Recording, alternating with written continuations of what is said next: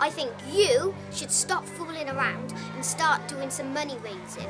Who cares about this and that? Just get rid of climate change. Please do something. We've got to. It's urgent, It's not just talk. We've got to do things to make things better. Make some more electric cars and make them a lower price so more people can get them, to make the world not warming up, to save the polar bears and snow leopards. As leaders, you need to do everything you can to unlock floating wind in the Celtic Sea.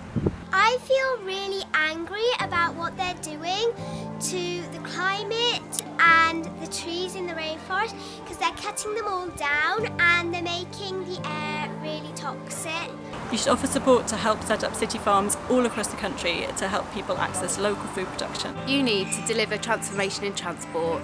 You need to listen to youth voices. I think that people should start making electric cars because they're much better for the environment, and diesel and petrol cars use the dead dinosaurs, and we're going to run out of that soon. I don't want you to just think about my future. I want you to think about everyone's future, including the planet. You need to recognise that marine renewables offer a key opportunity for decarbonising our electricity supplies.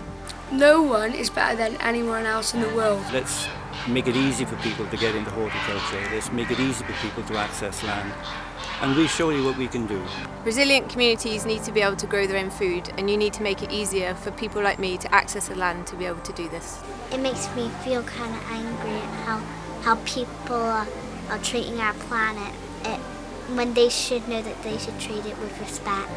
So we have a very clear vision and ambition here in Wales as its farmers to be the most climate-friendly food producers in the world, but also to do that in tune with the environment, in tune with biodiversity, and in tune with our planet's future. Let's do that together. Let's grow together. You need to take this seriously, and you need to be ambitious about making the changes that are needed.